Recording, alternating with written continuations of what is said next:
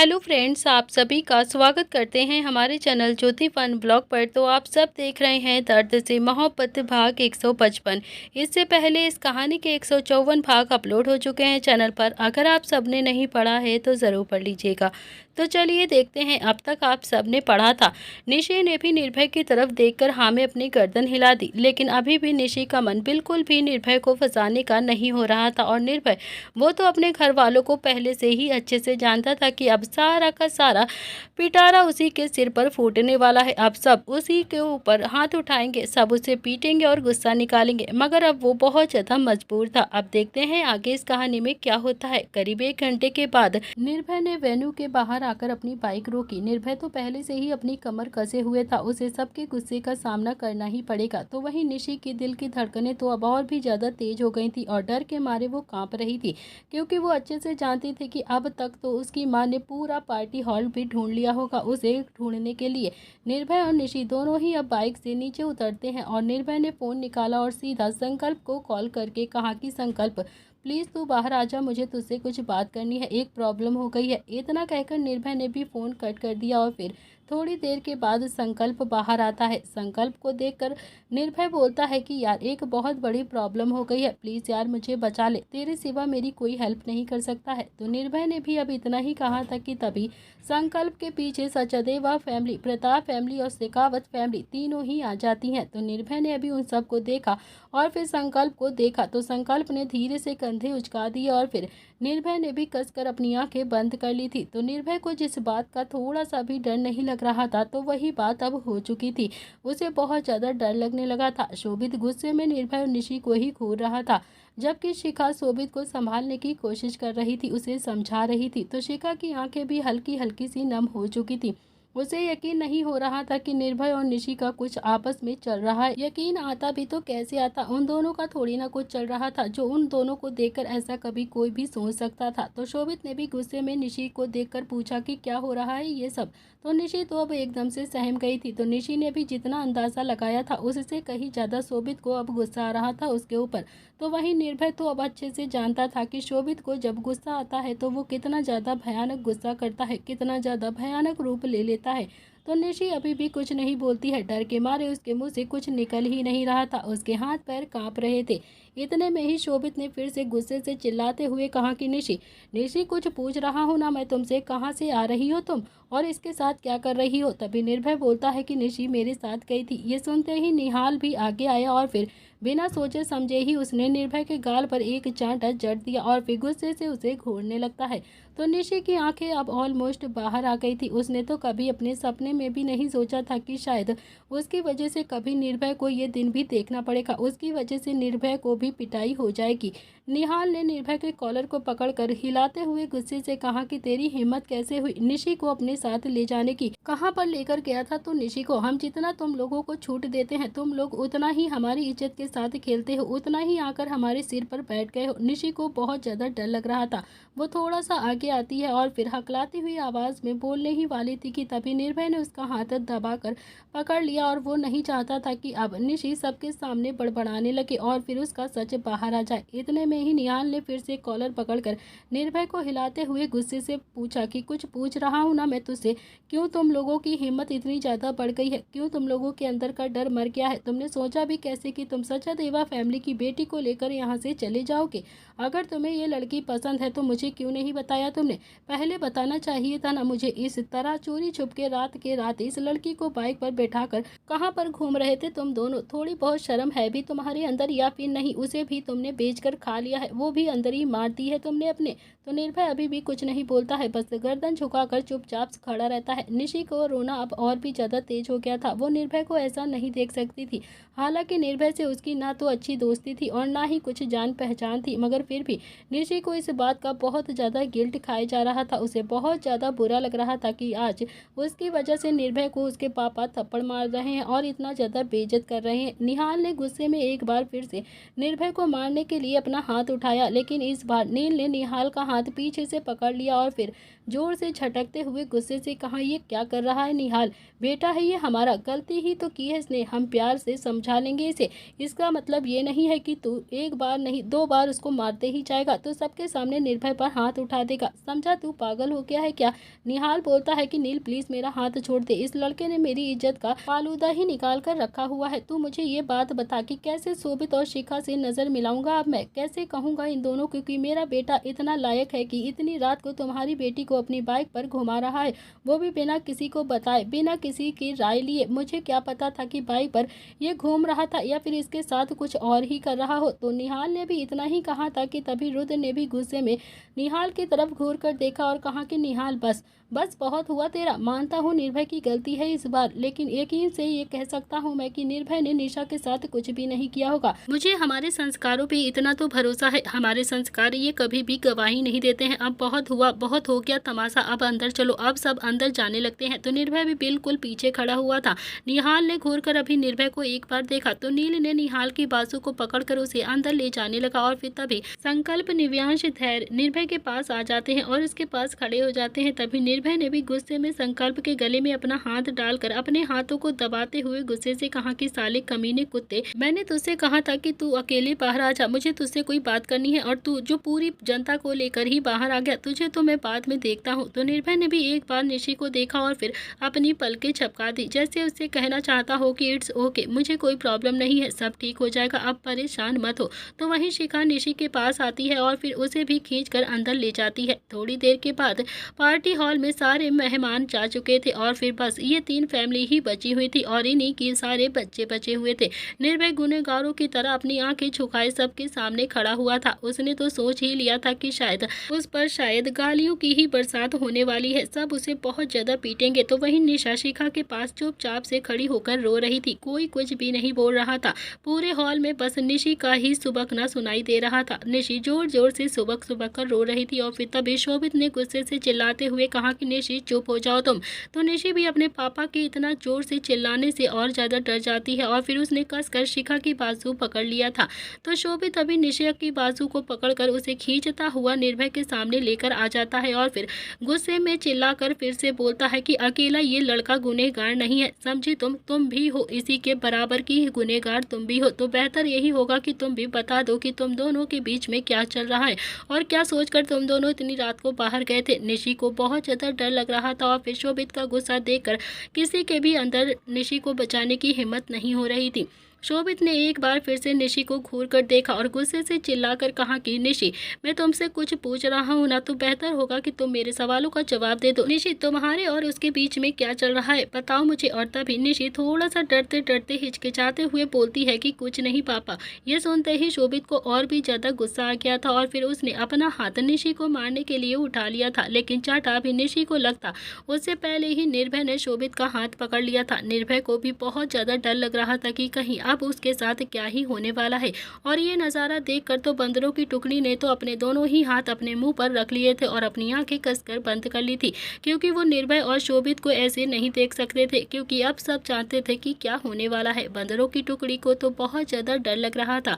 शोभित ने भी गुस्से में निर्भय को घूर कर देखा तो निर्भय ने भी शांति से काम लेते हुए प्यार से कहा कि मैंने कहा ना, मेरी गलती है, बस मेरी ही गलती है। निशी को मैं लेकर गया था अपने आप से, वो मेरे साथ नहीं गई थी। निशी और मेरे बीच में कुछ भी नहीं चल रहा है। और फिर तभी शोभित ने गुस्से में कहा कि अगर कुछ नहीं चल रहा है तो मेरी बेटी को अपने साथ लेकर क्यों गए थे, क्या काम था तुम्हारा, बताओ मुझे। तुम दोनों साथ में क्या कर रहे थे, कितने घंटे से तुम दोनों यहाँ से गायब हो और अब तुम कह रहे हो कि तेरे और निशी के बीच में कुछ भी नहीं चल रहा है। मैं तुझे पागल लगता हूँ क्या? अगर तुम दोनों के बीच में कुछ भी है ना तो बता दो, हम तुम दोनों के रिश्ते के बारे में जरूर सोचेंगे। और ये सुनते ही निशी की आंखें तो अब हैरानी से और भी ज्यादा फैल गई थी।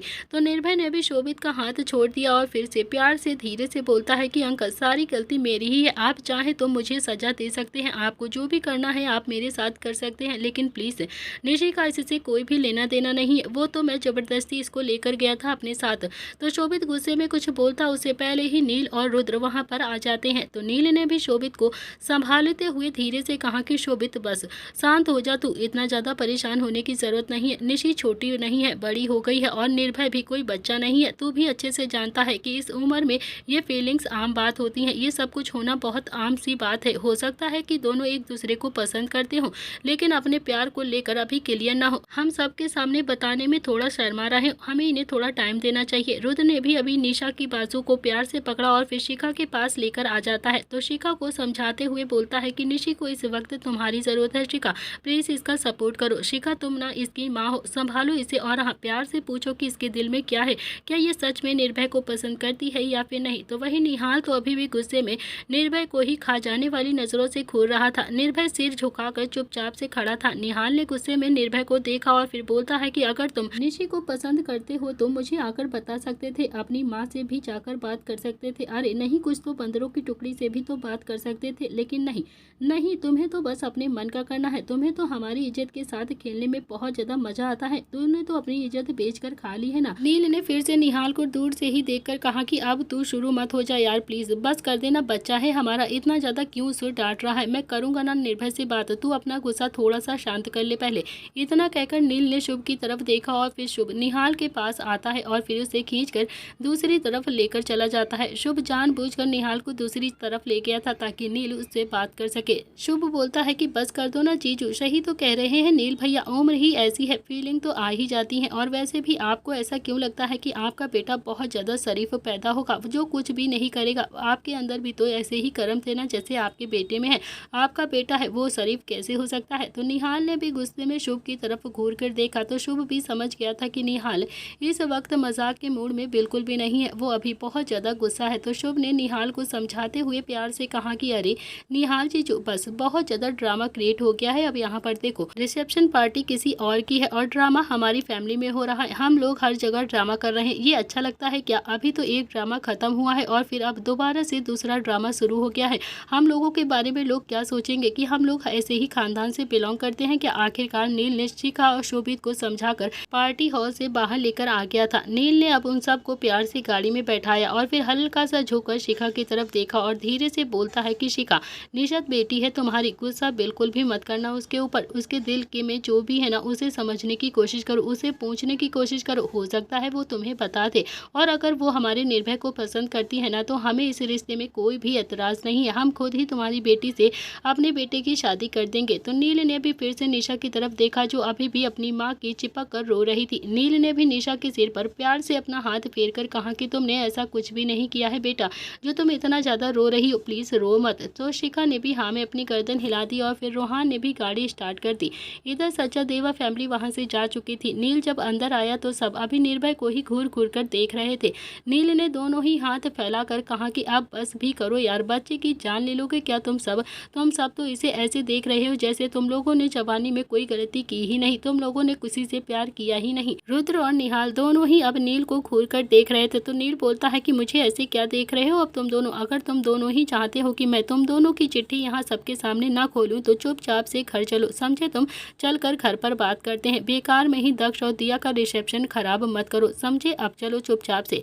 2 घंटे के बाद बंदरों की टुकड़ी प्रताप हाउस के गार्डन में आकर खड़ी हुई थी। संकल्प ने भी प्यार से निर्भय की तरफ देखा और फिर उसके गाल पर हल्का सा हाथ लगाकर धीरे धीरे से रब करता हुआ थोड़ा सा हल्की आवाज में बोलता है कि यार प्लीज तू ना टेंशन मत ले, पापा ही तो है, मार दिया तो क्या हो गया, इतना ज्यादा बुरा क्यों मान रहा है। वैसे भी वानर सेना का जब मन करता है ना हम पर हाथ साफ कर ही देती हैं।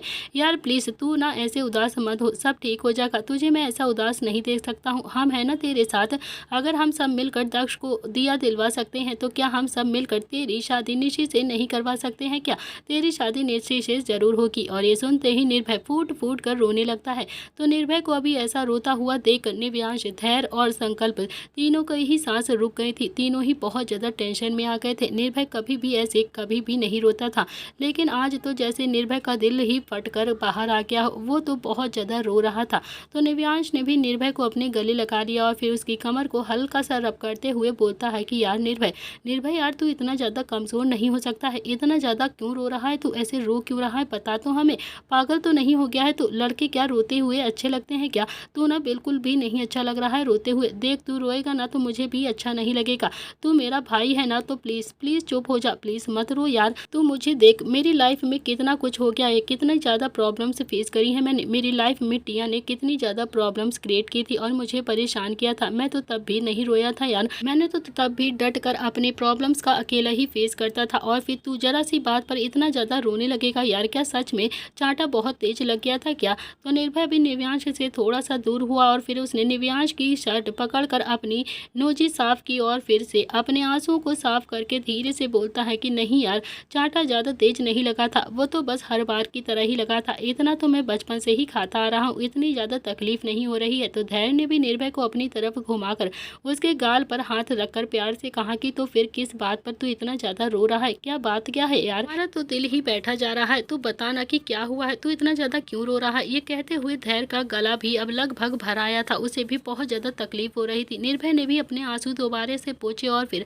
संकल्प के सीने पर अपना सर रखकर सुबकते हुए बोलता है कि यार संकल्प, बेवकूफ़ लड़की से प्यार हो गया है मुझे, मैं उस बेवकूफ़ लड़की से प्यार करता हूँ। और ये सुनते ही तीनों काफ़ी ज़्यादा हैरानी से निर्भय को देखने लगते हैं और फिर निर्भय जो वहीं गार्डन में अलती पलती लगाकर उदास होकर बैठ जाता है और फिर अपनी छाती पीटता हुआ बोलता है कि मैं तो बर्बाद हो गया, बर्बाद हो गया, मैं लुट गया, मेरी तो किस्मत ही खराब है यार, पूरी किस्मत खराब है। इतने सालों में एक लड़की पसंद आई मुझे और वो भी एक नंबर की बेवकूफ़।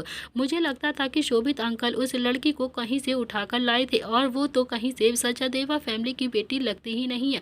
मुझे लगता है कि वो सचादेवा फैमिली की बेटी है ही नहीं यार। भाई इतने बेवकूफ़ लड़की मैंने तो अपनी ज़िंदगी में कभी देखी ही नहीं, पहली बार देखी है। इतना कहकर निर्भय फिर से अपनी छाती पीटकर और भी तेज तेज से रोने लगता है और फिर अपना माथा पीटते हुआ बोलता है कि यार मैं तो पूरी तरह से बर्बाद हो गया हूँ, लुट गया हूँ। अब तो मुझे उससे दिल की गहराइयों से प्यार हो गया है। पिंक सूट में वो क्या कमाल की लग रही थी भाई, उसकी मोटी मोटी सी आंखें, भारी भारी सी पलकें, और जब भी आंखें बंद करता हूँ ना तो बस मुझे वही दिखाई देती है। लेकिन अकल तो उसमें बिल्कुल है ही नहीं, उसका IQ लेवल ना बिल्कुल टेस्ट करवाना पड़ेगा। अब तो मुझे पूरा यकीन है उसके अंदर दिमाग नहीं है। तीनों ही भाई मिलकर अब हैरानी से निर्भय को देख रहे थे और फिर उनके कानों पर तो यकीन ही नहीं हो रहा था कि निर्भय इसीलिए इतनी तेज तेज रो रहा है कि क्योंकि निशी बेवकूफ़ है, बल्कि उन तीनों को तो ऐसा लग रहा था कि शायद निर्भय की पार्टी में इतनी ज़्यादा बेइज्जती हो गई है और इसी वजह से वो इतना ज़्यादा रो रहा है, इतना ज़्यादा परेशान हो रहा है। तो निर्भय ने भी एक बार फिर से अपने आंसुओं को पोंछा और फिर बच्चों जैसा मुंह बनाकर अपने तीनों ही भाइयों को देखकर बोलता है कि भाई कुछ हो सकता है क्या? बताओ, क्या निशी मेरे दिल से निकल सकती है क्या? मैं नहीं चाहता हूँ उसे अपनी लाइफ में लाना, प्लीज़ किसी लड़की का इंतज़ाम कर दो ना मेरे लिए जो मुझे निशी से दूर लेकर चली जाए। भाई सच कहता हूँ बहुत ही ज़्यादा मंदबुद्धि लड़की है वो। संकल्प ने हैरानी से अपना फ़ोन निकाला और फिर उस फ़ोन में कुछ चेक करके बोलता है कि नहीं यार, इसके सोशल मीडिया ID पर तो लिखा है कि इसने कॉलेज में 92% नंबर गेन किए हैं और बहुत ही इंटेलिजेंट और स्मार्ट लड़की है ये अपने कॉलेज की, और मैथ्स में तो इसके 98 नंबर हैं। ये सुनते ही निर्भय का रोना अब और भी ज़्यादा तेज हो गया था और फिर वो रोते रोते बोलता है कि यार इसका मतलब ये है कि बेवकूफ़ के साथ वो चीटिंग भी करती है, वो चीटर भी है यार। पक्का ये नंबर ना उसने चीटिंग करने से ही हासिल किए होंगे, क्योंकि अकल तो उसमें ढाले भर की भी नहीं है, जरा सी भी अकल नहीं है उसके दिमाग में। मैं भी ना कहाँ जाकर लुट गया। भाइयों ये लड़की उनमें से है जो गोबर को भी प्यार से गब्बू बोलती है, गब्बू। अब मैं क्या करूं, कैसे समझाऊं अपने दिल को? ये कहते कहते निर्भय तो अभी पीछे को ही लेट गया था और फिर अपने प्यार का रोना रोने लगता है। निर्भय को ऐसे देखकर अब तीनों ही भाई को बहुत ज़्यादा हंसी आ रही थी। तीनों ही भाई अपनी हंसी नहीं रोक पाए और खासकर संकल्प, वो तो हंसता हंसता बोलता है कि भाई अब तो जो होना था वो हो गया है, अब तेरा दिल तो निशी से लग ही गया है। तो निर्भय अभी निव्यांश के पास आया और फिर निव्यांश बैठता हुआ बोलता है कि साले कमीने, हमें लगा था कि तुझे पता नहीं क्या हो गया है और तू है जो इस बात पर इतना ज़्यादा चिगड़ रहा है, इतनी बात पर इतना ज़्यादा रो रहा है। निर्भय उठकर बोलता है कि अरे छोटे पैंथर, तुझे क्या लगता है कि ये कोई छोटी मोटी बात है यार? भाई पूरी ज़िंदगी की बात है, मेरी पूरी ज़िंदगी की। मैं ऐसी लड़की से शादी कैसे कर सकता हूँ जो इतनी बेवकूफ़ हो, जिसके अंदर बिल्कुल दिमाग ही ना हो? तो धैर्य भी अब उन लोगों के पास अलती पलती मार कर आकर बैठ जाता है और फिर बोलता है कि अब पूरी बात बताएगा कि क्या हुआ था या फिर बस ऐसे ही रोना रोएगा। और तू निशी को लेकर कहाँ गया था ये तो बता पहले हमें। ये सुन सुनते ही निर्भय के दिमाग में निशी की बातें आने लगती हैं और फिर वो हंसता हुआ बोलता है कि भाई उसकी बात सुनकर ना मुझे हार्ट अटैक ही आते आते बचा था। मैं तो एकदम से पागल हो गया था उसकी बात सुनकर। एक बार मेरे दिल पर हाथ रख कर तो देखो, धड़कन बंद हो गई थी मेरी वहाँ पर। उसके बाद निर्भय ने राहुल के बारे में जो कुछ भी था सब कुछ अपने तीनों ही भाइयों को बता दिया था। और फिर सारी बातें सुनने के बाद संकल्प बहुत ही एटीट्यूड से बोलता है कि यार मुझे ना राहुल में थोड़ी सी गड़बड़ लगती है। वो सब आपस में बातें कर रहे थे तो वहीं दूसरी तरफ वानर सेना टेंशन में अभी स्टडी रूम में बैठी हुई थी। उन्हें बहुत ज़्यादा डर लग रहा था कि कहीं शोभित और शिखा उनके निर्भय के बारे में कुछ गलत ना सोचने लगे, उन्हें कहीं निर्भय में कोई कमी ना लगने लगे। क्या सोचेंगे वो दोनों निर्भय के बारे में। तभी उनके कानों में बंदरों की टुकड़ी की हंसने की आवाज़ आती है और फिर उनकी हंसी सुनकर निहाल का तो गुस्सा अब और भी ज़्यादा दुगना हो गया था। उसे और भी ज़्यादा गुस्सा आने लगा। जबकि शुभ और नील दबी हुई हंसी हंसने लगे थे तो रुद्र ने भी अब शुभ और नील को देखकर हल्के से गुस्से में कहा कि शर्म नहीं आती है क्या? वो तो है ही एक नंबर के इरिटेटिंग इडियट्स और तुम दोनों हो जो उनकी बातों पर इतना ज़्यादा हंस रहे हो। तुम भी ना उन्हीं की तरह ही हो गए हो। आखिरकार शुभ से भी हंसी रुकी नहीं गई और फिर वो हंसते हंसते बोलता है कि तो क्या हो गया भाई, आप इतना ज़्यादा चिढ़ क्यों रहे हैं? हम भी तो कभी ऐसे ही थे ना। आपको तो खुश होना चाहिए कि बेचारा इतना पिटने के बाद भी अपने भाइयों के साथ खुश है, अपने दिल का दुख नहीं मना रहा है बैठकर। वरना खुद सोचो, अगर कोई और लड़का होता तो शायद अब तक घर छोड़कर जाने की धमकी दे चुका होता निहाल जीजू को। क्यों निहाल जीजू, आपको ना अब तक रोना ही पड़ जाता। अब सब निर्भय को साइड देख रहे हो ना, अब दूसरा साइड नहीं देखा कि आपने निशी को बचाने के लिए उसने शोभित का भी हाथ पकड़ लिया था, जिसका हाथ पकड़ना हर किसी के बस में नहीं होता है, हर किसी की बात नहीं होती है, मगर फिर भी उसने उसका हाथ पकड़ लिया था। निहाल हल्के से गुस्से में बोलता है कि तो तुम क्या चाहते हो कि क्या करूं मैं, अब निर्भय की आरती उतारूं जाके कि उसने इतना अच्छा काम किया है। नील ने भी ना में अपनी गर्दन हिलाते हुए कहा कि यार उतारने वाले काम तो तू भी नहीं करता था पहले, तो तेरा बेटा कैसे करेगा? अब तू ही सोच, जैसा तूने किया है वैसा ही तो तेरा बेटा करेगा। लेकिन हम शिखा शोभित से निशा का हाथ मांग सकते हैं, हमारे पास ये ऑप्शन है। तो रुद्र बोलता है कि वो निशी का हाथ हमें नहीं देगा। तो नील ने कहा कि हाँ जानता हूँ नहीं देगा, जब तू अंशिका के लिए अरमान को पसंद नहीं करता है तो भला वो क्यों अपनी फूल सी बच्ची के लिए निर्भय को दे देगा? वो क्यों निर्भय को पसंद करेगा? क्योंकि तेरी बेटी हीरो में है तो उसकी बेटी भी तो हीरो में ही है ना। हम सब जानते हैं कि हमारी बंदरों की टुकड़ी अपनी जिंदगी में बिल्कुल भी सीरियस नहीं है, जबकि अरमान तो सचादेवा इंडस्ट्री को संभालता है। जब रूहान की आंखें खराब हो गई थी ना, तब अरमान ने अकेले ही अपनी कंपनी को संभाला हुआ था, इतने अच्छे से अपने बिजनेस को संभाला था और फिर उस साल सबसे ज्यादा प्रॉफिट सचादेवा फैमिली को ही हुआ था। और ये सब तो मैं आंकड़े देखकर कह रहा हूँ कि अरमान सचादेवा से अच्छा हमें अंशिका के लिए कोई लड़का नहीं मिलेगा। अचानक ही रुद्र बोलता है कि तुम कहना क्या चाहते हो कि मैं अपनी बेटी को किसी के भी हवाले कर दूं? अरमान अच्छा बिजनेस संभालता है तो क्या रूहान नहीं संभालता है क्या? कहीं ना कहीं रुद्र को बहुत ज्यादा बुरा लग रहा था अपने बेटे के लिए। नील उसके बेटे को इग्नोर कर रहा था और फिर नील ये बात जान के समझ गया था कि रुद्र का पापा वाला प्यार अब बाहर आ गया है अपने बेटे के लिए, उसे तकलीफ हो रही है। तो नील ने भी रुद्र को थोड़ा सा समझाते हुए कहा कि यार मैंने ऐसा नहीं कहा है कि रूहान अच्छा बिजनेस नहीं करता है या वो अच्छे से बिजनेस नहीं संभालता है, मैंने बस अरमान की तारीफ की है। ये दोनों बात बिल्कुल अलग अलग है कि रूहान और अरमान में मैंने कोई कंपटीशन किया है, इन्हें एक साथ बिल्कुल भी मैच मत कर, समझा? सीधी सी बात है, अगर तुम लोग चाहते हो कि निर्भय की शादी निशी से हो जाए तो अरमान की शादी अंशिका से करनी पड़ेगी, समझे तुम? क्योंकि अंशिका भी अरमान को पसंद करती है और अरमान अंशिका को, क्योंकि शिखा भी अच्छे से चाहती है कि उसका बेटा हमेशा खुश रहे।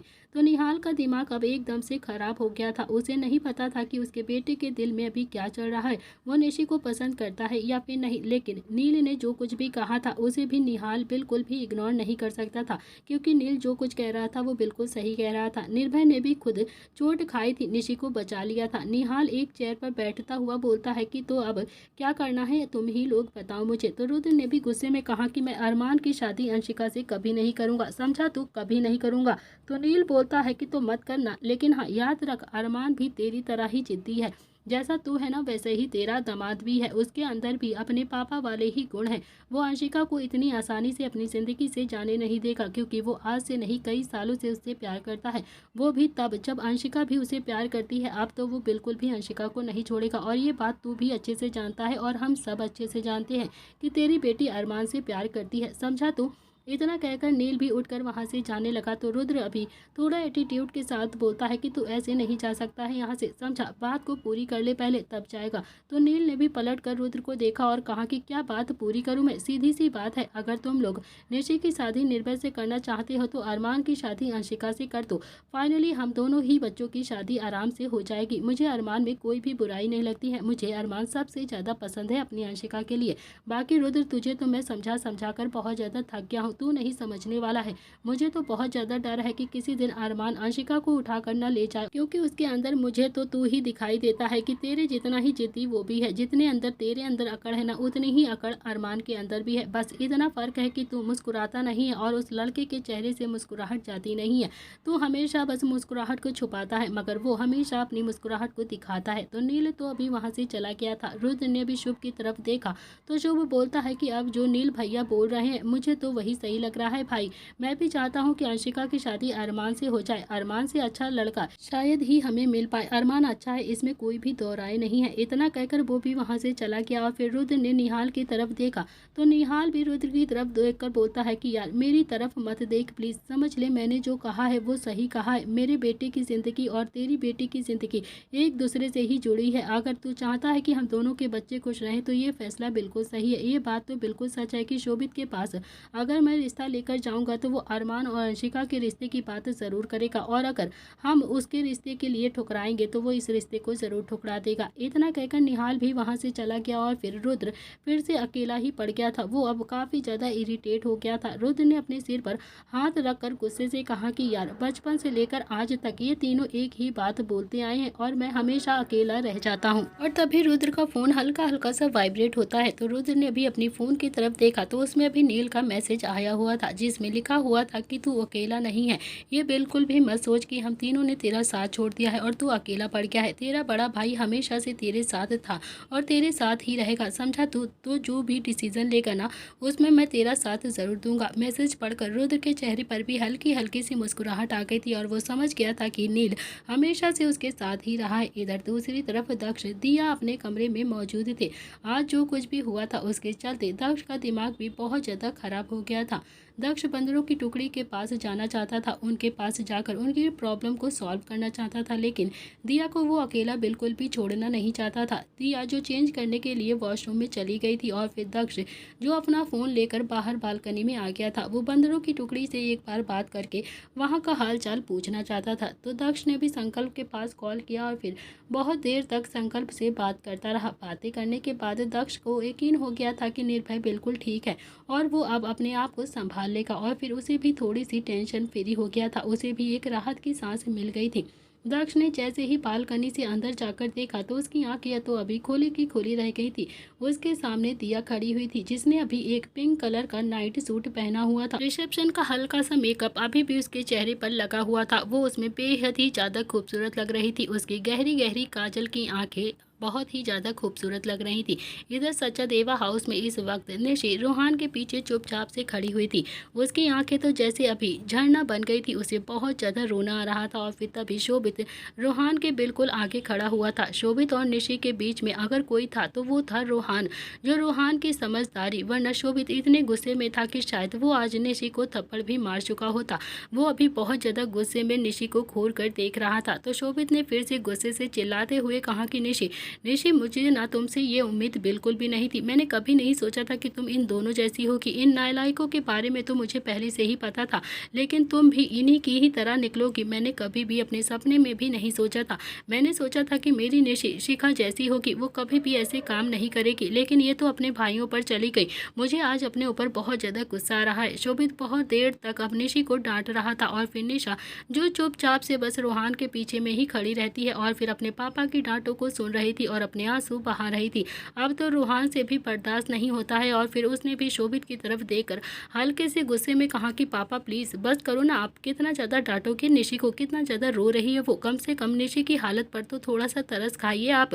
इतना सब कुछ होने के बाद भी आप बस निशि को ही डांट रहे हो। कब से आप पूरी पार्टी से लेकर यहाँ तक उस पर ही डांटते आए हो। तो शोभित ने फिर से गुस्से से चिल्लाते हुए कहा कि तो फिर कैसे डांटूं, बता मुझे। अगर इसे निर्भय पसंद था तो अपनी माँ से ये कह सकती थी ना ना कि ये निर्भय से शादी करना चाहती है, लेकिन ये तो उसके साथ बाइक पर पता नहीं कहाँ कहाँ घूम कर आई है, मेरी नाक ही कटाती है इसने। इस पर रूहान बोलता है कि पापा प्लीज़ बस करो ना, क्या आपको अपनी निशी पर थोड़ा सा भी भरोसा नहीं है क्या? कम से कम अपने बच्चे पर तो भरोसा करिए आप। कुछ भी नहीं है। शोभित भी कुछ नहीं बोलता है।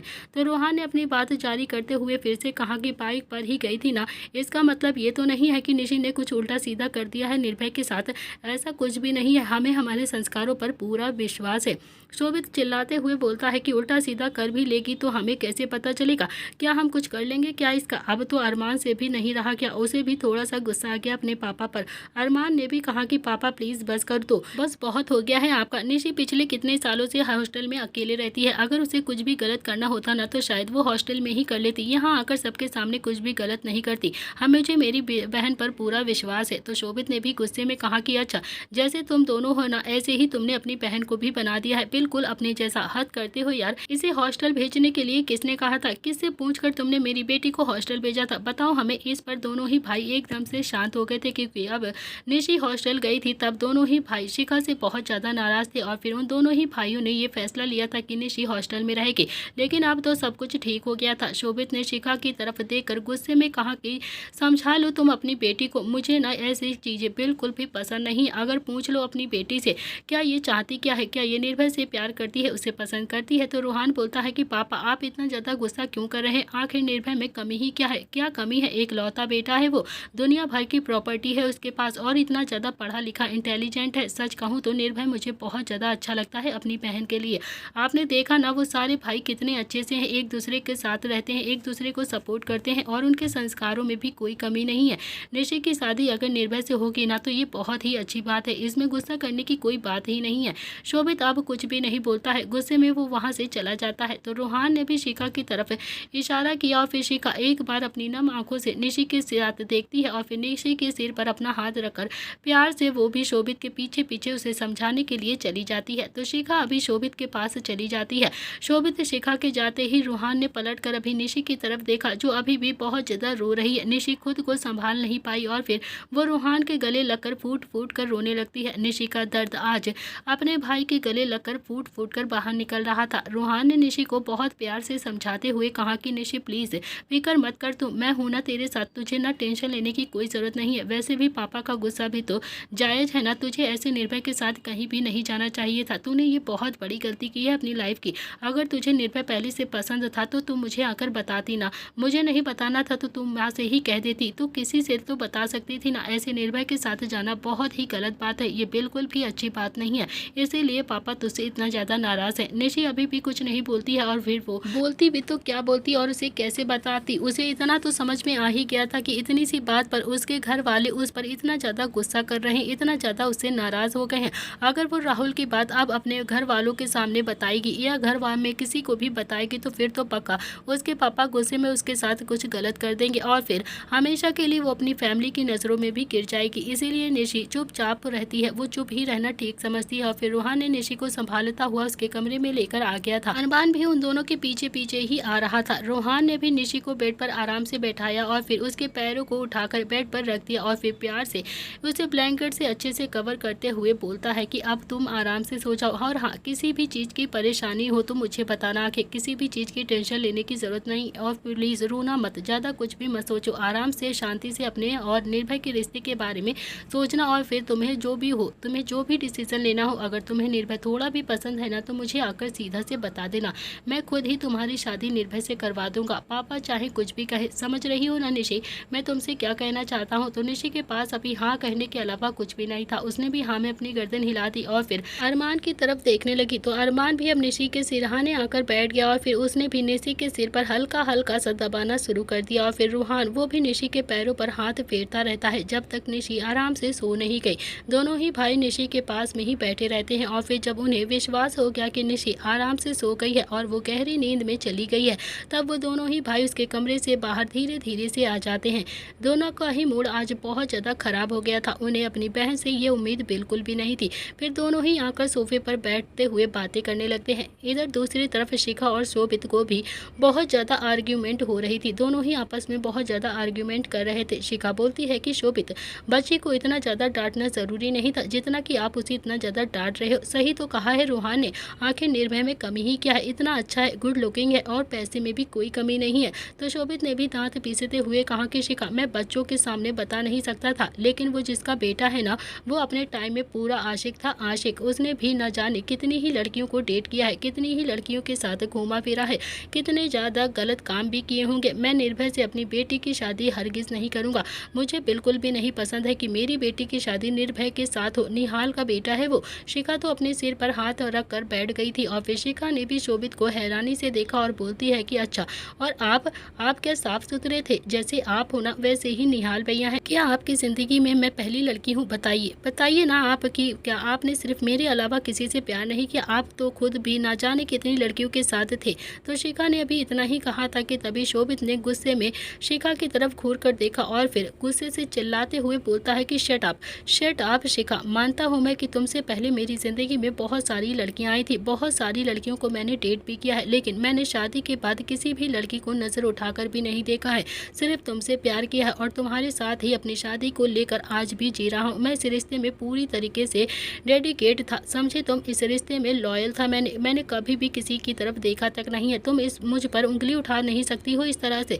तो शिखा बोलती है कि तो फिर निहाल भी अपनी बीवी के लिए लॉयल थे, वो भी बिल्कुल आपकी तरह ही हैं। अब मुझे समझ में आया कि रुद्र हमारे बेटे से अपनी बेटी की शादी क्यों नहीं करता है, क्योंकि उनकी सोच भी तुम्हारी जैसी ही है। ये कहकर गुस्से में शिखा जाकर बालकनी में खड़ी हो जाती है और फिर शोभित, जो अभी भी शिखा को ही जाता हुआ देख रहा था, फिर शोभित ने भी कुछ सोचकर अपनी आंखें बंद करके सोफे पर बैठ गया और फिर अब शोभित को भी समझ में आ गया था कि रुद्र अरमान को अंशिका के लिए क्यों नहीं पसंद कर रहा है, क्यों नहीं वो अपनी बेटी की शादी उसके बेटे से कर रहा है, क्योंकि जैसी सोच अभी शोभित की थी, ठीक वैसी ही सोच रुद्र की है अपनी बेटी के लिए। करीब 20 मिनट के बाद शोभित वॉशरूम से बाहर आया और फिर बालकनी में गया, जहाँ पर शिखा अभी भी हाथ बांधे गुस्से से खड़ी हुई थी। तो शोभित ने अभी शिखा को अपने पीछे से गले लगाते हुए प्यार से कहा कि क्या चाहती हो तुम, बताओ शिखा, तुम क्या चाहती हो? वही मैं कर दूंगा, तुम्हारा जो मन होगा वही होगा। तो शिखा बोलती है कि मैं जो चाहती हूँ आप मुझे वो नहीं दे सकते हैं। तो शोभित ने कहा कि मांग कर तो देखो मुझसे एक बार, तुम जो चाहोगे ना मैं तुम्हें जरूर दूंगा। शिखा बोलती है कि तो फिर ठीक है, निर्भय की शादी आप निशी के साथ करवा दीजिए और अरमान की शादी अंशिका से करवा दीजिए। मुझे पता है, लेकिन ना तो आप मानेंगे और ना ही रुद्र भैया मानेंगे और मेरे बच्चे ऐसे ही रह जाएंगे। मैं उन्हें तड़पता हुआ नहीं देख सकती। ये कहकर शिखा ने अभी शोभित को खुद से थोड़ा सा दूर किया और फिर कमरे में वापस से चली जाती है। इधर दूसरी तरफ बंदरों की टुकड़ी सच्चा देवा हाउस के बाहर आकर खड़ी हुई थी। जब से ये कांड हुआ था तब से ही निर्भय का दिल बहुत ही ज़्यादा बेचैन था। उसे बहुत ज़्यादा निशी की टेंशन हो रही थी। हालांकि वो अपने प्यार को रो रो कर बता चुका था, मगर फिर भी इस बात को वो एक्सेप्ट करने में बहुत ही ज़्यादा परेशान था। उसे बिल्कुल भी शर्म नहीं आ रही थी कि उसने एक बेवकूफ़ लड़की से प्यार किया है। वो तो अब निशी के प्यार में पूरी तरह से पागल हो चुका था। फिलहाल तो वो उस बेवकूफ़ लड़की को देखने के लिए आया था कि वो ठीक है या फिर नहीं, क्योंकि उसे शोभित अंकल पर तो बिल्कुल भी भरोसा नहीं था। उसे शोभित का गुस्सा अच्छे से पता था। निर्भय, संकल्प और निव्यांश सच्चादेवा हाउस में आकर खड़े हो गए थे और देख रहे थे। तो संकल्प बोलता है कि यार तू पिटवाएगा ना, सच कहता हूँ तो इस बार तो वानर सेना ने छोड़ दिया था हमें, लेकिन अगली बार वो बिल्कुल भी नहीं छोड़ेगी, बहुत ज़्यादा पीटेगी हम सबको। और अगर गलती से भी हमें शोभित अंकल ने यहाँ पर देख लिया ना, तो फिर तो हमारा पक्का ही यहाँ पर कब्र बन जाएगी। यहीं सच्चादेवा हाउस के गार्डन में ही खुद जाएगी हमारी कब्र और यहीं पर हम तीनों गाड़ दिए जाएंगे। तो निव्यांश बोलता है कि यार संकल्प, तू ऐसी बातें मत कर यार प्लीज़, तेरे मुंह से तो ऐसी बातें सूट भी नहीं करती हैं। मुझे ना बहुत ज़्यादा डर लग रहा है। अकेला तू ही तो नहीं है हमारे साथ, हमारा पूरा ग्रुप है जिसके पास हर प्रॉब्लम का सल्यूशन होता है। तू इतना ज़्यादा डरा मत, हम सबको समझा। तो संकल्प ने भी ना में अपनी गर्दन हिलाते हुए कहा कि अरे भाई, इस प्रॉब्लम का सल्यूशन मेरे पास बिल्कुल भी नहीं है। गलती से भी पकड़े गए ना हम तीनों, तो सच कहता हूँ इतने जूते पड़ेंगे कि गिन भी नहीं पाएंगे हम कि हमें कितने जूते पड़े हैं। तो निर्भय बोलता है कि अरे यार मैं गिन दूंगा, तू परेशान क्यों हो रहा है? लेकिन हाँ, फिलहाल चुपचाप से अंदर चलो, मुझे एक बार तो निशी को देखना ही है, वो कैसी है, ठीक तो है या फिर नहीं। तो तीनों अब छुपते छुपाते सच्चादेवा हाउस के अंदर आ गए थे और चुपचाप से निशी के कमरे के बाहर पहुंच गए थे। तो निर्भय ने अब दोनों को देखकर धीरे से कहा कि मैं निशी के पास जा रहा हूँ और हाँ, तुम दोनों भी यहीं पर खड़े रहना, कहीं भी जाना मत और हाँ, कहीं जगह देखकर छुप जाओ यहीं पर, ओके। इतना कहकर निर्भय तो अब निशी के कमरे में चला गया था और फिर संकल्प और निव्यांश, जो एक दूसरे को हैरानी से घूर घूर कर देखने लगते हैं और फिर बोलते हैं कि यार कितना चालाक है ये, अपना तो जा रहा है कमरे में और हमें यहाँ पर छोड़ गया। और फिर संकल्प बोलता है कि ये खुद तो पीटेगा ही और फिर हमारी पिटाई भी जरूर कराएगा, पीटेगा और हमारी हड्डियां भी तोड़वा ही देगा। सच कहता हूँ यार, इस बार अगर किसी ने देखा ना तो कोई भी हमें छोड़ने वाला नहीं है। इस बार तो वानर सेना की बीवी भी पटक पटक कर हमें बहुत मारेंगी, कमर तोड़ देंगी हमारी। तो निव्यांश ने भी एक हाथ संकल्प के गाले में लपेटा और फिर उसे पिलर के पीछे ले जाता हुआ बोलता है कि अबे चुपचाप से यहाँ पर खड़ा रहे, समझा तू, थोड़ी देर में ही वो वापस आ जाएगा और फिर हम लोग यहाँ से चुपचाप से निकल जाएंगे, किसी को भी कुछ नहीं पता चलेगा। अगर तू अपना मुंह ऐसे चलाता रहेगा ना तो जरूर सबको पता चल जाएगा। इधर दूसरी तरफ निर्भय जो निशी के कमरे में गया, उसने जैसे ही लाइट जलाई तो उसकी आंखें हैरानी से फैल गई थी। निशी बेड पर बैठी हुई अपना चेहरा घुटनों में छुपा कर रो रही थी। उसे बहुत ज्यादा गुस्सा भी आ रहा था और बहुत ज्यादा रोना आ रहा था। वो तो बस अपने दर्द को आंसुओं की तरह निकाल रही थी। ये नजारा देखकर निर्भय का दिल तो अब और भी जोरों से धड़कने लगा था। उसे समझते देर नहीं लगी कि हो ना हो घर आकर भी निशी को शोभित अंकल ने बहुत ज्यादा डांटा है और हो सकता है उसके साथ मार पिटाई भी न करती हो। तो निर्भय भी धीरे से बोलता है कि निशी निशी निशी। तो निर्भय की आवाज सुनते ही निशी ने भी अपना चेहरा उठाकर एकदम से देखा। तो निर्भय को जब उसने वहां देखा तो उसका रोना भी फिर से और भी ज्यादा तेज हो गया था। वो जल्दी से बेड से उतर कर आती है और झटके से आकर निर्भय के गले लग जाती है।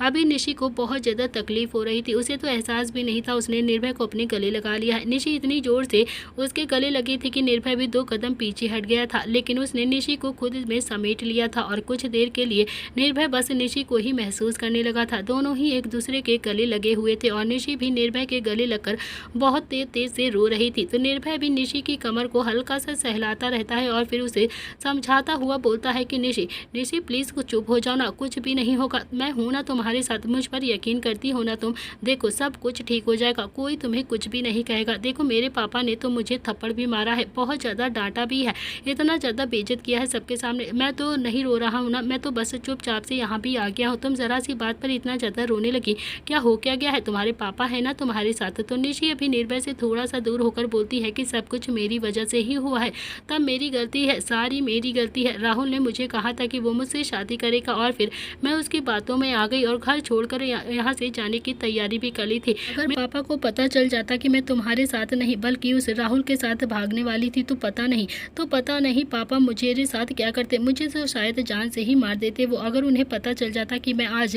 घर से हमेशा के लिए जाने वाली थी भाग कर यहाँ से, तो मेरी वजह से तुम्हें भी इतने ज्यादा थप्पड़ लगी है, मैं बहुत ही बुरी हूँ ना, सब कुछ मेरी वजह से ही हुआ है। निर्भय प्लीज मुझे माफ कर दो। तो निर्भय भी निशी को खुद से थोड़ा सा दूर करता है और फिर उसके आंखों से गिरे हुए आंसुओं को साफ करते हुए प्यार से बोलता है कि निशी तुम्हारी वजह से कुछ भी नहीं हुआ है, तुम खुद को दोषी मत मानो, समझे, तुम्हारी वजह से कुछ नहीं हुआ है। इनफैक्ट जो होता है ना बहुत अच्छे के लिए होता है। तुम राहुल के साथ यहाँ से भागने वाली थी और लेकिन भागी तो नहीं हो ना, तुम अभी भी अपने घर पर ही हो, ये बात किसी को भी नहीं पता चलनी चाहिए कि तुम भागने वाली थी। निशी सुबकते हुए बोलती है कि अब पापा को लगता है कि मैं तुमसे प्यार करती हूँ, तुमसे शादी करना चाहती हूँ और पापा चाहते हैं कि मैं माँ को सब कुछ बता दूँ। क्या बताऊँ मैं अपनी माँ को, मैं तो तुमसे प्यार ही नहीं करती हूँ। तो निर्भय ने हैरानी से पूछा कि शिखा आंटी को क्या बताना है तुम्हें। तो निशा बोलती है कि पापा को लगता है कि ना कि मैं तुमसे प्यार करती हूँ, मैं तुमसे शादी करना चाहती हूँ और मैं शायद अपनी बात बता नहीं पा रही हूँ, इसीलिए उन्होंने मुझे कहा है कि जो कुछ भी मेरे दिल में है वो मैं अपनी माँ को जाकर बता दूँ। अब मैं माँ को क्या बताऊँ, तुम ही बताओ, मैं कैसे बताऊँ। मैं तुमसे नहीं राहुल से प्यार करती हूँ, उससे शादी करना चाहती हूँ, उसके साथ ज़िंदगी बिताना चाहती हूँ। अगर मैंने घर में किसी को भी राहुल के बारे में बता दिया ना तो फिर तो मुझे और भी ज़्यादा डांट पड़ेगी और पापा मुझसे और भी ज़्यादा नाराज़ हो जाएंगे, कोई भी मुझसे बात नहीं करेगा। वैसे भी पापा ने आज मुझे बहुत ज़्यादा डांटा है। तो निर्भय भी निशी को समझाते हुए बोलता है कि तो फिर राहुल के बारे में मत बताओ ना अपनी माँ को, तुमने देख लिया ना कि तुम्हारे पापा का गुस्सा कैसा है, वो कितना ज़्यादा गुस्सा करेंगे अगर उन्हें राहुल के बारे में पता चला। अगर तुम राहुल के बारे में उन्हें बताओगी ना तो उन्हें और भी ज़्यादा गुस्सा आ जाएगा तुम्हारे ऊपर। तो निशी ने भी हाँ में अपनी गर्दन हिलाते हुए कहा कि लेकिन मैं राहुल से प्यार करती हूँ, मैं उससे बहुत ज़्यादा प्यार करती हूँ, मैं उसके साथ रहना चाहती हूँ, मैं उसके बिना नहीं रह सकती हूँ, प्लीज़ निर्भय कुछ करो। और ये सुनते ही निर्भय ने एक बार फिर से अपनी आंखें बंद कर ली थी और फिर मन ही मन खुद से बड़बड़ाते हुए बोलता है कि सोच ले निर्भय, ये लड़की सच में बहुत ज़्यादा बेवकूफ़ है, बहुत ज़्यादा पागल है, क्या करेगा तू। और फिर तभी उसके मन से दूसरी आवाज़ आती है, बेवकूफ़ है तो क्या हुआ, तू समझदार बना देगा ना इसे, तू समझदार बना देना, बहुत कुछ अच्छा रहेगा तेरे लिए। तो निर्भय भी निशी से बोलता है कि अच्छा एक काम करते हैं, मैं राहुल के बारे में सारी चीज़ें पता करता हूँ और फिर उसके बाद मौका देकर तुम्हारे पापा को राहुल के बारे में सब कुछ बता दूंगा, मगर फिलहाल के लिए तुम शांत हो जाओ और प्लीज़ रो मत। फिर तुम राहुल से शादी कर लेना और हमेशा के लिए उसके साथ सेटल हो जाना। निर्भय ने निशी के आंसू पोंछे और फिर उसे सोफे पर बैठा दिया। तो निशी ने भी बहुत ही मासूमियत के साथ निर्भय को देखकर पूछा कि निर्भय, तुम मेरे लिए ये सब कुछ क्यों कर रहे हो? क्या तुम सच में इतने अच्छे हो? तो निर्भय ने भी मुस्कुराकर निशी की तरफ देखा और कहा कि क्योंकि मैं बेवकूफ़ होना इसलिए। तो निशी भी हैरानी से निर्भय को देखने लगती है और फिर निर्भय ने भी निशी के गाल पर हाथ लगाकर बहुत ही प्यार से कहा कि देखो, अब तुम ना बिल्कुल टीवी सीरियल जैसी लड़कियां खाना पाना छोड़ देती है ना जरा सी बात पर, तो तुम प्लीज़ अपना खाना पानी तुम बिल्कुल भी मत छोड़ देना, ना ही ज़्यादा रोना, बस तुम अपनी पढ़ाई पर अच्छे से फोकस करो, अच्छे से अपनी पढ़ाई करो और इन सारी चीज़ों से बिल्कुल दूर रहो। बाकी के लिए मैं हूँ ना, मैं सब कुछ संभाल लूँगा, तुम्हें टेंशन लेने की ज़रूरत नहीं है। निशी ने एक बार फिर से निर्भय के हाथ को पकड़कर बहुत ही मासूमियत की तरफ देखते हुए कहा कि लेकिन मेरी वजह से तुम्हें थप्पड़ भी पड़ गया ना, तुमने बहुत ज़्यादा डांट खाई है मेरी वजह से। तो निर्भय भी निशी को बहुत ज़्यादा इम्प्रेस करता हुआ बोलता है कि अच्छा, थप्पड़ से डर नहीं लगता है साहब, प्यार से लगता है, प्यार से। तो ये बात सुनते ही अब निशी के चेहरे पर हल्की हल्की सी मुस्कुराहट आ गई थी और वो निर्भय की तरफ देखकर मुस्कुराने लगती है। इधर दूसरी तरफ दक्ष दिया को ही देखे जा रहा था और दिया जो बहुत ही ज़्यादा अनकंफर्टेबल फील कर रही थी क्योंकि दक्ष की कातिलाएं आंखें उसे अभी घूर रही थी। आज दिया बहुत ज़्यादा खुश थी, उसके पेरेंट्स ने उसकी और दक्ष की शादी एक्सेप्ट कर ली थी, ये रिश्ता खुशी खुशी एक्सेप्ट जो कर लिया था। तो दक्ष अब धीरे धीरे करके दिया के पास आ जाता है और फिर दिया की दिल की धड़कनें तो अब बहुत तेज हो गई थी, उसे तो बहुत ज़्यादा शर्म भी आ रही थी और कहीं ना कहीं डर भी लग रहा था। दक्ष ने दिया का हाथ पकड़ा और फिर अपने गाल पर लगाकर उसकी हथेली को किस करके बहुत ही प्यार से कहा कि अब भी नाराज़ हो क्या? प्लीज़ अब तो नाराज़ ना हो, अब तो सब कुछ ठीक हो गया है ना। तो दिया ने भी सर झुकाकर ना में अपनी गर्दन हिला दी और फिर दक्ष ने अगले ही पल अपना एक हाथ दिया की कमर पर लपेटा और फिर उसे अपने करीब खींच लिया और फिर दिया ने भी अपना सिर दक्ष के सीने पर जोर से रखकर अपनी आंखें बंद कर ली थी। दिया के दिल की धड़कनें डबल स्पीड के साथ भाग रही थी और दक्ष उसके दिल में तो जैसे आज लाखों का सुकून भर गया हो। बहुत देर तक दक्ष दिया को ऐसे लेकर खड़ा रहता है और फिर जब से उन दोनों की शादी हुई थी दक्ष ने अब जाकर दिया को अच्छे से अपने गले लगाया था। दक्ष ने धीरे से अपना चेहरा दिया की गर्दन में छुपा लिया और फिर उसके बालों की खुशबू को महसूस करने लगता है। जैसे जैसे वो दिया को महसूस कर रहा था वैसे वैसे उसकी पकड़ भी दिया के ऊपर कसती जा रही थी और दिया जिसकी धड़कनें डबल की स्पीड के साथ भाग रही थी वो अपनी आंखें बंद किए हुए थी। तभी दक्ष ने उसे कसकर अपनी बाहों में भरा और तभी दिया की हल्की सी सिसक भरते हुए कहा कि दक्ष प्लीज़ मुझे दर्द हो रहा है। तो दक्ष ने अपनी पकड़ थोड़ी सी ढीली कर दी और फिर अपना चेहरा अभी भी दिया की गर्दन में ही छुपाया हुआ था। दक्ष धीरे से बोलता है कि दिया, और तभी दिया झट से बोलती है कि थोड़ा सा वक्त दे दो ना प्लीज़, इतनी जल्दी क्या है दक्ष। तो दक्ष ने अभी दिया की तरफ देखा और फिर उसे थोड़ा सा दूर किया और फिर प्यार से उसकी तरफ देखने लगा। दिया दक्ष की तरफ नहीं देख रही तो उसे बहुत ज़्यादा शर्म आ रही थी, वो तो बस चुपचाप से अपनी गर्दन झुकाकर खड़ी रहती है। तो दक्ष ने अभी एक बार फिर से प्यार से दिया की तरफ देखा और उसे अपने गले लगाकर कहा कि दिया तुम्हें वक्त दिया, जाओ जाओ, तुम्हें जितना वक्त चाहिए ना तुम्हें मैंने वक्त दिया। इधर प्रताप हाउस में इस वक्त प्रताप हाउस में आज पूरे तरीके से सजा हुआ था जहाँ पर आज सच में बहुत ज़्यादा खुशियाँ थी क्योंकि आज नियति और निव्यांश की हल्दी जो होने वाली थी। शेखावत फैमिली नियति को लेकर वहीं पर आने वाली थी। धीरे धीरे सारे मेहमान आना शुरू हो गए थे। वानर सेना एक एक मेहमान का दिल से स्वागत कर रही थी। पूरा प्रताप हाउस आज हीरे मोती जैसा चमक रहा था और फिर थोड़ी देर के बाद शेखावत फैमिली भी वहां पर आ जाती है। नील बोलता है कि जय वीरू भी अपनी बेटी को लेकर यहाँ पर आ गए हैं लेकिन शोभित अभी तक नहीं आया है, लगता है कुछ ज़्यादा ही नाराज़ हो गया है वो हमसे। अब क्या करें, एक बार उसे कॉल लगाकर देख लूँ क्या? तो रुद्र ने कहा कि नाराज़ तो होगा ही ना, आखिर बेटी का सवाल है, आखिर अपनी बेटी के ज़िंदगी के बारे में उसे बहुत कुछ सोचना है, हर कोई तेरे जैसा थोड़ी ना होता है। तो नील ने भी हैरानी से भी गुस्से से रुद्र को घूर कर देखा और कहा कि एक बात कहूँ रुद्र, हमारे निर्भय में किसी बात की कमी नहीं है, समझा तू? जो तू इतना ज़्यादा फोर्स कर रहा है उसे सोचने पर। अच्छा, संस्कारी, स्मार्ट और गुड लुकिंग बेटा है हमारा। सबसे बड़ी बात, बेचारा वो कोई भी लड़की को पसंद नहीं करता, कोई भी लड़की पटी नहीं है उससे आज तक। एक लड़की पटी तो उसने भी इतना ज़्यादा हंगामा हो गया। तो रुद्र ने भी नील को हैरानी से देखकर कहा कि तू तो क्या चाहता है, क्या हमारे बच्चे भी तेरी तरह ही क्लब में नंगे जाकर नाचना शुरू कर दें? तू तो यही चाहता है ना? तो नील ने भी अपने दांत पीसते हुए गुस्से से कहा कि अबे मैं कब नंगा नाचा हूँ क्लब में जाके? तो रुद्र ने भी हाथ बांधकर नील की तरफ देखा और कहा कि अच्छा भूल गया तू, जब तेरी याददाश्त चली गई थी तो तू कैसे, तुझे क्लब में जाने की तलब लगती रहती थी, कितना ज़्यादा तू उछलता रहता था और जैसे तुझे वहां पर जाकर सुकून मिलता। दादी तुझे थप्पड़ मारकर प्रताप हाउस लेकर आई थी जब तू नंगा नाच रहा था क्लब में। नील हल्के से गुस्से में बोलता है कि ठीक है, वो सब कुछ याद दिलाने की जरूरत नहीं है तुझे, समझा तू। याद तो मुझे भी है कि दादी ने तुझे चप्पल फेंक कर मारी थी, मुझे सब कुछ याद है ना कैसे तुझे डाइनिंग टेबल पर रोना आ गया था जब दादी ने तुझे चप्पल फेंक कर मारा था। तो रुद्र ने भी अपनी दांत पीसते हुए हल्के से गुस्से में कहा कि हाँ याद है, मुझे भी याद है, समझा तू। कैसे अवनी ने तुझे हॉस्पिटल में मारने के लिए वो वास उठा लिया था, तेरा सिर फोड़ने के लिए। तो नील ने भी अब रुद्र की बाजू पकड़कर उसे अपनी तरफ घुमाया और फिर अपनी आंखें दिखाते हुए दांत पीसते हुए बोलता है कि अच्छा हाँ, तो तू भूल गया क्या कि किट्टू ने भी तो याददाश्त का बहाना बनाकर तुझे कितना ज्यादा परेशान किया था। रातों को तू उसके घर पे मिलने जाता था, सारी चीजें भूल गया है क्या तू अपना वक्त। अरे मैं था जो तुझे किट्टू के पास लेकर गया था मिलवाने के लिए, समझा। तो रुद्र ने भी हल्के से गुस्से में बोला कि अच्छा और क्या हो गया, मुझे वहां पर ले जाने का क्या फायदा मिला, मुझे किट्टू के पास ले जाने से तुझे क्या मिला था। उल्टा उसने मुझे देशा का जेठ बोल बोलकर मेरी बदतमीजी करी थी, कह कर इतना ज्यादा इंसल्ट कर दिया था मुझे।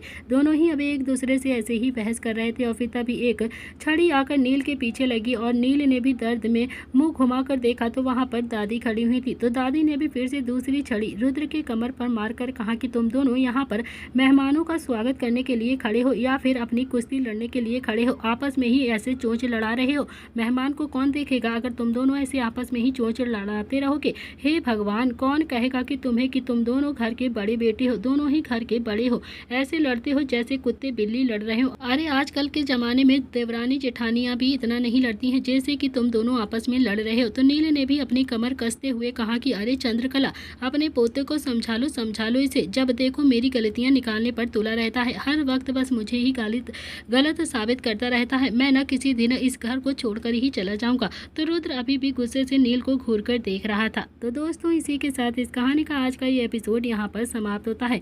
कैसी लगी आपको रुद्र और नील की प्यार भरी नोकझोंक? अगर अच्छे लगे तो प्लीज़ लाइक शेयर सब्सक्राइब करके कमेंट बॉक्स में ज़रूर बताइएगा। आज के लिए इतना ही, मिलते हैं इस कहानी के नेक्स्ट पार्ट में। क्या निर्भय और निशि की शादी हो जाएगी और क्या अंशिका और अरमान के लिए रुद्र मानेगा या नहीं?